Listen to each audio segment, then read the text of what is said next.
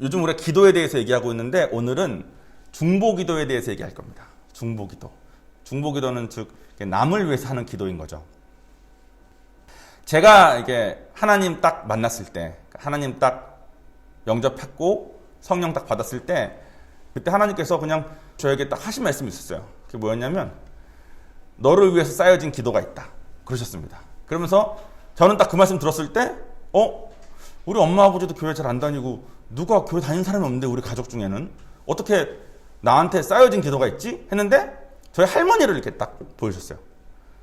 이게 환상을 봤다고 말하기 좀 어렵고 그냥 할머니인 걸 깨닫게 해주셨습니다. 저희 할머니는 저한테 제가 그걸 여쭤봤어요. 할머니한테. 할머니 성령 받았어요? 그러니까 이제 제가 받은 거 아신 거죠. 그래서 받았다고. 그래서 할머니 어떻게 받았냐고 물어보니까 할머니가 기억하기로는 저희 아버지라는데 다른 분들의 연수를 기억했을 때는 저희 작은 아버지인 것 같습니다. 어쨌든 저희 아버지건 작은 아버지 둘 중에 한 명을 등에 업고 대구의 시장에 나갔다가 시장에서 옛날에는 그때 부흥사 이런 분들이 많이 다니셨대요.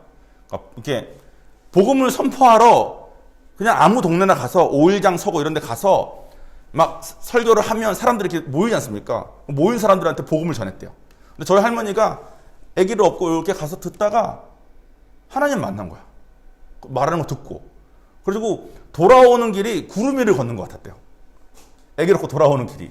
그리고 나서 처음에는 이제 그렇게만 하고 너무 되게 유교적인 그런 집안에서 며느리가 갑자기 혼자 이렇게 하나님 만났으니까 무서웠지 않겠습니까? 그래서 동네에 있는 교회를 가서 목사님한테 여쭤보고 목사님이 이렇게 저렇게 하라 그래서 열심히 하고 하나님이 그때부터 한 몇십 년 동안 계속 그냥 기도를 하신 거죠. 되게 순수하게 기도를 많이 하신 것 같아. 그래서 저까지 기도가 좀 쌓였던 것 같아. 할머니가 매일 기도하시는 거. 근데 제가 순번이 별로 높지 않아요. 저희가 큰 할머니가 우선순위로 했던 사람들 순서가 있지 않습니까? 큰 아버지가 아마 1순위였을 거고, 그다음 우리 아버지, 작은 아버지, 그다음에 사촌 형이 있습니다. 종찬이 형. 그 종찬이 있고 남자들을 먼저 했을 수는 있어요. 그래서 효원이보다는 저 기도가 좀 더 쌓였을 수도 있습니다. 남자 여자니까. 근데 아무리 봐도 제 순번이 6번, 7번 이게 안 돼. 그러니까 이거밖에 안 되는 나한테 하나님이 널 위해 쌓여있는 기도가 있었다고 말할 정도면 다른 분들은 얼마나 있을까라는 생각을 했는데 아니나 다를까 다른 분들한테 제가 이제 한국 와서 전도를 이제 하는데 제가 하는 전도는 막 복음을 전한다기보다는 그냥 인카운터 프로그램 있으니까 가보세요 정도였어요. 프로그램 있으니까 가보시라고.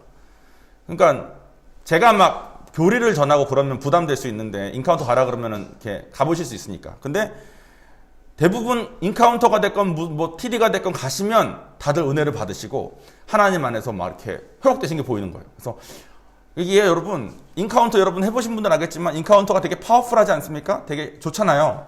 근데 오시는 분들이 전원 다 하나님 만나는 게 아닙니다. 제가 저희 가족들 전도하는 것보다 더 많이 제 주변 사람 전도를 훨씬 많이 했어요. 같이 회사 다니는 직원 중에 저보다 제가 고용한 제 밑에서 일하는 사람들은 한 번씩은 다 해야 될 만큼 제가 전도했거든요. 근데 잘 안 돼요. 인카운터 백날 해봤자 막 안 되시는 분들은 진짜 안 돼요. 마음이 열려있지 않은 분들도 너무 많고. 근데 저희 가족분들은 인카운터 오신 분들은 대부분 하나님을 만나신 것 같아. 기도가 쌓여 있었다는 거겠죠. 실제로 제가 저희 가족뿐만 아니라 남 전도할 때 잘 안 됐다 그랬잖아요. 남들 중에서 되게 뺀질뺀질하고 되게 이상한 애인데 얘는 인카운터 올라나? 싶었던 애인데 와서 엄청 은혜 받고 막 이러고 나중에 보니까 목사님 딸이야. 이런 애들 있어요. 그런 애들은 보면 얘네들은 부모님의 기도가 엄청 쌓여 있나 보다. 그러니까 하나님께서 받으신 기도가 있으시니까 나 몰라라 못하시고 받으신 거에 대한 응답으로 반드시 그걸 하셨나 보다 싶을 만큼. 그러니까 진짜 말도 안 되는 상황인데 하나님께서 이건 진짜 하나님이 구해주신 거다 싶은 그런 상황의 모습을 본 게 한두 번이 아니에요. 그런 애들 중에 아주 많은 애들이 부모님이 목사님이시거나 얘는 내가 봤을 땐 교회 다니는 애가 아닌데 느낌은 말하면 자기 친척 중에 목사님 2분 계시고 선교사님 1분 계시고 어쩌고저쩌고 이런 애들이 많아요. 그러니까 기도가 쌓인다는 거가 그런 컨셉인가 보다. 그런 생각을 제가 했습니다. 실제로 우리 한 명 한 명의 삶은 또 여러분들 자녀가 지금 다 있으신데 여러분 자녀 한 분 한 분의 삶은 솔직히 보면 각자가 그 아이가 그 사람이 맞이하고 있는 영적 싸움이 있습니다. 그 사람이 하나님께 가지 못하게 방해하고 있는 그 악한 세력, 사탄의 무리가 있겠죠. 근데 그거를 걔와 싸우는 거는 두 가지 전투가 있는 거예요. 한 가지는 백병전이죠. 직접 그 영적 싸움을 같이 싸워주는 거. 저희가 이제 나중에 저희 교회가 좀 더 커지면 이제 제자 삼는 거에 대해서도 열심히 가르쳐 드릴 건데, 제자 삼는 삶은 그 영적 싸움을 같이 하는 거라고 보시면 됩니다. 그 사람의 삶을 같이 살고 그 사람이 받는 공격을 같이 받아주면서 같이 기도해주고 하는 그런 백병전도 있지만, 중보기도는 약간 미사일 같은 거예요. 미리 멀리 떨어져 있어도, 혹은 미리 그 아이에게 올 그런 영적 전투에 대해서 미리 미사일을 쏴놔서 이 아이가 걷는데 이미 약간 초토화가 되어 있게 만들어주는 그런 게 중보기도가 아닌가 하는 생각을 전 했습니다. 그러면 여러분 곰곰이 생각해 보십시오. 지금 자기 자신, 여러분 자신을 위해서 중보기도 해주고 있는 사람이 있습니까? 어때요? 있으세요? 여러분 있으신 것 같아요? 저도 제가 이거 설교 쓰면서 저를 위해서 기도해 주신 사람이 있겠죠. 근데 큰 위로가 안 되는 거야. 몇 명 안 될 것 같아. 해주시는 분이 분명히 있어요, 진심으로. 근데 몇 분이나 되실라 생각하니까 몇 명 안 되는 것 같아. 그래서 난 할머니가 기도를 엄청 쌓으셨고, 우리 엄마 아버지도 뭐 기도하시겠지만, 또 IGM에서도 저 파송하시고 기도하시는 분들도 계시고 하시겠지만, 기도 이렇게 쌓일까 하는 생각을 하면서도 제가 성경을 보니까 지금 예수님이 계속 하고 계신 거, 지금 성령님이 계속 하고 계신 게 우리를 위한 중보기도더라고. 그러니까 기본적으로 오늘 중보기도에 대해서 더 배우기 전에 일단 여러분들은 예수님과 성령님이 그냥 하루도 빠짐없이 여러분의 삶을 위해서 미사일을 계속 쏘고 계신다고 생각하시면 돼요. 본문이 있습니다, 여러분. 이거는 이제 예수님, 로마서에 나온 예수님이 우리를 위해서 중보하고 계신다는 거에 대한 내용이에요. 누가 정죄하겠느냐? 죽으셨을 뿐 아니라 살리심을 받으신 분은 그리스도 예수님이시다. 그분께서는 하나님 오른쪽에 계시며 우리를 위하여 간구하여 주신다. 그러니까 지금 하나님 오른편에서 계속 하나님한테 제가 얘기했잖아요. 종원인가 저렇잖아요. 계속 간구해 주시는 거예요. 내가 쟤를 위해서 죽었잖아요. 제가 이렇잖아요. 내가 쟤를 위해서 뭐 이렇게 상하고 있잖아요. 그래서 계속 간구하고 계신다는 거예요. 마찬가지로 성령님도 하고 계신데, 마찬가지로 로마서에 보면 이와 같이 성령께서도 우리의 연약함을 도우시니 우리는 마땅히 기도해야 할 것을 알지 못하나 오직 성령께서는 친히 말로 표현할 수 없는 탄식으로 우리를 위하여 간구하신다. 마음을 살피시는 분께서, 여기서 마음을 살피시는 분은 하나님입니다. 제가 항상 강조하죠. 하나님 마음을 보신다고. 마음을 살피시는 분께서 성령의 생각이 무엇인지를 아시니 이는 성령께서는 하나님의 뜻대로 성도를 위하여 간구하시기 때문이다. 그러니까 예수님도 성령님도 지금 여러분을 위해서, 또 여러분의 자녀를 위해서 끊임없이 계속 기도하고 계신다는 거예요. 일단 우리는 그거는 따놓은 거예요. 여기서 말하는 성령님은 우리가 성령 받은 다음인 건지 받기 전부터인 건지 신학적인 의견이 분분합니다. 그래서 제가 뭐 이렇다 함부로 말할 수는 없는 것 같아요. 하지만 여러분이 성령 받으셨다면 그건 확실한 거예요. 성령 받으신 분은 확실히 예수님과 성령님이 지금 다 기도하고 계신다는 거죠. 성령 안 받으신 분에 대해서는 그 전부터 시작된 건지 뒤인지 그건 제가 공부하고 있는데 모르겠어요. 제가 함부로 말은 못하겠지만 여러분이 성령 받으셨다. 그러면 여러분은 두 분의 기도를 무조건 받고 계신 겁니다. 그리고 우리도 서로가 서로를 위해서 기도를 쌓아주어야 합니다. 쌓아주어야 해요. 기도를 어떻게 하는지는 지금까지 우리가 기도 시리즈를 쭉 했으니까 뭐 진심으로 하나님께 마음을 열고 뭐 그 방법으로 그대로 하시면서 남을 위해서 기도를 하시는 거예요. 그러면 중보기도는 어떻게 해야 되는지에 대해서 오늘 조금 배워볼 겁니다. 제가 연말에 송구영신 때마다 각 분의 기도 제목을 받지 않습니까? 제가 그거를 한 달에 한 번 혹은 한 달에 두 번 정도씩 다 꺼내놓고 열어놓고 이제 기도를 합니다. 그래서 그 사람이 원하는 기도를 해주는 것도 되게 좋은 중보기도예요. 그것도 중보기도입니다. 또 동시에 그 사람이 원하는 거 말고 내가 봤을 때 그 사람한테 필요하다 싶은 것을 기도해 주는 것도 아주 좋은 중보기도입니다. 그러니까 그 사람이 원하는 건지 뭔지 들어보고 기도 제목을 들어보고 기도를 해주는 것도 좋고, 내가 그 사람을 보고 너를 위해서 내가 이런 기도를 해주면 좋겠다라는 마음으로 기도하는 것도 좋습니다. 그런데 아마도 제일 좋은 거는 하나님이 보시기에 그 사람에게 제일 필요한 기도 아니겠습니까? 그죠? 그거를 기도하는 게 제일 좋은 거 아니겠어요? 근데 하나님이 보시기에 사람들에게 가장 필요한 기도를 예수님이 하신 장면이 성경에 있더라고. 그래서 이거를 같이 나누면 되겠구나. 예수님이 하신 장면이 오늘 본문에 있는데, 본문 읽기 전에 제가 본문에 대한 설명을 간략하게 하고 본문을 읽겠습니다. 오늘 본문은 요한복음 17장이에요. 요한복음 14장부터 17장까지에는 어떤 내용이 있냐면, 예수님께서 겟세마네 동산에 올라가셔서 이제 잡히시잖아요. 잡히시기 직전에 제자들을 모아놓고선 같이 예배를 드리고 또 설교를 하시고 하시는 장면이 나오는 장면입니다. 그 중에서 14장부터 17절까지가 그 설교하시는 장면인데, 마지막 17장은 설교하신 다음에 기도하시는 장면이에요. 그래서 요한복음의 17장은 예수님이 하신 기도가 거의 전문으로 나와 있는 건데, 어떤 학자는 이렇게 말하더라고요. 모든 성경이 사라지고 요한복음 17장만 남아도 복음은 온전히 전해질 수 있다. 그만큼 이건 예수님이 하신 그 기도에 완전 그 성경 전체 핵심이 다 들어있는 거죠. 주기도문은 우리가 예수님한테 예수님 우리 어떻게 기도해야 될까요? 라고 제자들이 여쭤봤을 때 가르쳐 주신 게 주기도문이고, 요한복음 17장은 가르쳐 주신 기도가 아니라 하나님이신 예수님이신데 사람으로서, 인간으로서 오셔서 직접 하신 기도라는 거예요. 요한복음 17장은. 요한복음 17장은 세 부분은 아닙니다. 처음에는 당신 자신을 위해서 기도하세요. 당신 자신을 위한 기도는 내용은 전부 다 뭐냐면 하나님의 영광을 나타나게 해달라는 것만 말씀하세요. 그게 당신을 위한 기도야. 본인을 위해서는 내가 하는 모든 것이 하나님께 영광되게 해달라고. 두 번째는 같이 있는 제자들을 위해서 기도해 줍니다. 제자들에게는 이 제자들에게 능력을 주세요. 이런 기도 안 하시더라고. 어떤 기도를 하시냐면 제자들이 하나님하고 친밀한 관계를 가지고 진리 위에 서서 거룩한 삶을 살게 해달라고 기도하십니다. 그리고 마지막 오늘 본문은 우리 모든 사람들을 위한 기도예요.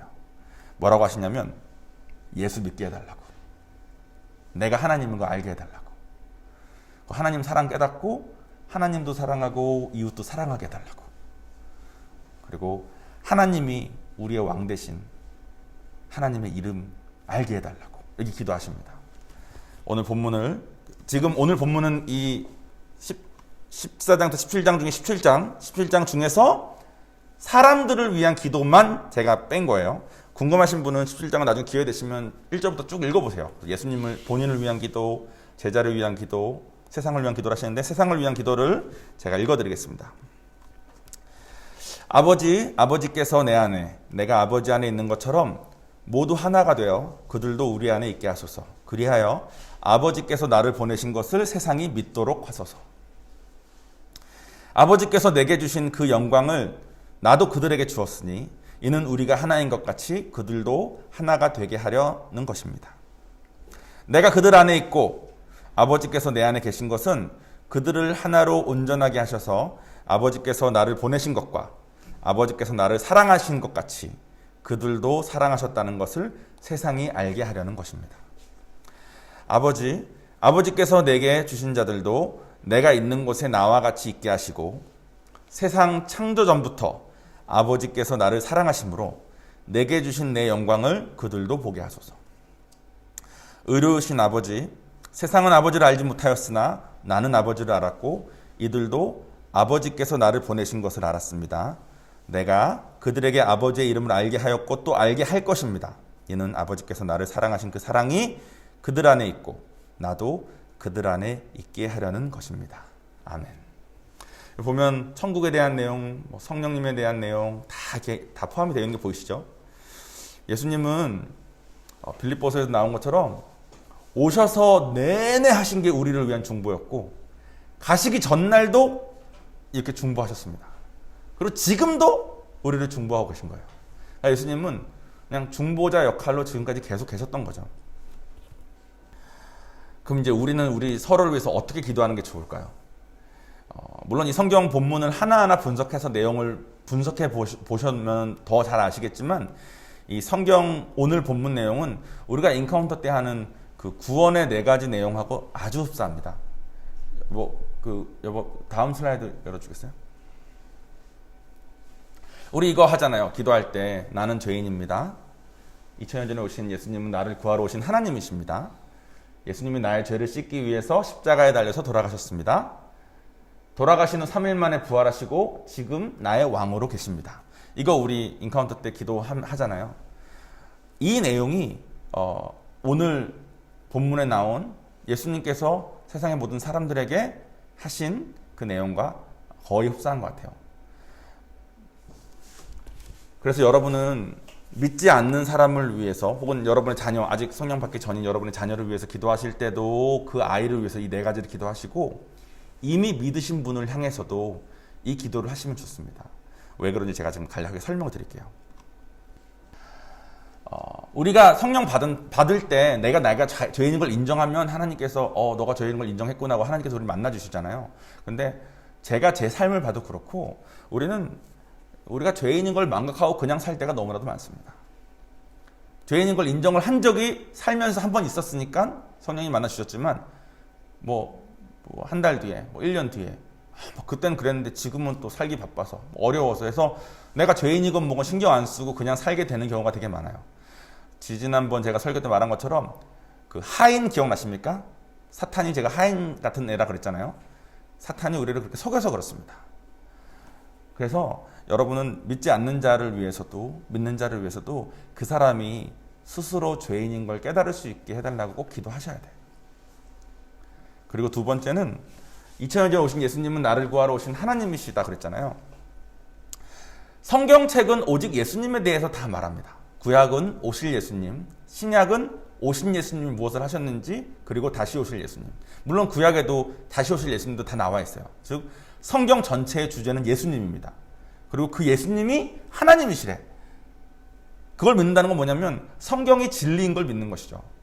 그래서 성경에 나온 내용처럼 하나님도 사랑하고 이웃도 사랑해야 되고, 이런 모든 내용들이 성경이 진리인 것을 믿는 삶을 말합니다. 구원을 처음 받을 때도 이것을 믿는 것이 너무 중요해요. 그죠? 그런데 성령 받은 다음에도 이 내용은 너무 중요합니다. 왜냐하면 성경이 뭐라고 말하건 상관없이 내 맘대로 살고 싶은 욕구가 우리에게는 계속 있지 않습니까? 어떤 사람은 감정이 너무 앞서서 성경이 뭐라고 말하건 상관없이 내 감정이 이러면 아무것도 못하겠는 사람이 있고, 저는 저의 그 이성이 너무 커서 성경이 뭐라고 말하건 내가 이해하기가 어려우면 좀 어렵습니다. 근데 이 두 번째, 이 예수님이 나를 구하신 하나님이시다. 즉 예수님이 하나님이시고 예수님을 증거한 성경의 진리인 것을 믿는 것은 믿지 않는 사람이건 믿는 사람이건 다 필요합니다. 그래서 여러분은 중보기도 하실 때 반드시 두 번째 기도도 꼭 하셨으면 좋겠습니다. 세 번째는 세 번째, 네 번째는 우리가 이제 더 못하는 거예요. 예수님이 나의 죄를 씻기 위해서 십자가에 달려 돌아가셨다는 것은 어떤 걸 기도해야 되는 거냐면 예수님에 대한 죄송한 마음, 미안한 마음을 갖는 것입니다. 보통 예수님이 그렇게 하셨으니까 내가 믿어서 성령 받았으니까 나 이제 천국 간다. 천국 가면 남은 삶 내 마음대로 살아도 우리 천국 가요. 그죠? 그러니까 그런 식의 무슨 종교 같은 것도 막 생겼더라고요. 제가 이름은 말하기가 어렵지만 성령 받았으니까 이제 내 마음대로 살아도 된다라고 정말 그렇게 사시는 그런 종교들도 있더라고요. 근데 그렇게 살아도 천국 갑니다. 하나님은 신실하신 분이시니까 당신이 하신 약속은 지키세요. 그래서 너가 살면서 한 번이라도 예수님이 정말 너를 위해서 이 네 가지, 예수님이 너를 위해서 돌아가셨고 그래서 정말 믿는 것을 한 번이라도 하나님 보시기에 믿으면 하나님이 성령을 선물로 주시고 인을 치십니다. 그러니까 그 사람은 할 수 없는 게 한 가지가 있어요. 그건 뭐냐면 지옥 가는 거예요. 그 사람 지옥은 못 가. 성령 받았으면 끝이에요. 성경 말씀에 따르면. 그런데 그 말이 나 이제 받았으니까 내 마음대로 살다가 죽을래라는 뜻이 아닌 거죠. 하나님이신 예수님이 나 대신 십자가 달려 돌아가신 거에 대한 마음의 미안함, 또 감사함, 또 죄송함, 이걸 붙들고 살아야 된다는 겁니다. 성령을 받은 사람도, 성령을 받기 전의 사람도 이것을 서로가 서로를 위해서 기도해 줘야 된다는 거예요. 마지막으로는 부활하시고 지금 나의 왕으로 계신다입니다. 우편에 앉아 계셔서 나의 모든 권세를 가지셔서 이분은 나의 왕이신데, 예전에 사극 같은 거 보면은 왕이 직접 말하는 거는 고사하고 왕이 글로 너 죽어라 라고 글로만 가져가도 그 글을 보고 왕이 썼다 그러면 사약을 마시는 장면이 나오지 않습니까? 우리가 예수님을 왕으로 여긴다는 것은 그런 의미입니다. 그런 분이 나를 자녀 삼아줬다는 거에 대한 감사함이 있어야 된다는 거예요. 이분은 나의 왕이시라는 거야. 이 세상 모든 거에 왕이시고 다시 오실 때 이 세상 모든 것을 다 뭐 끝내시는 왕으로 오신다는 거예요.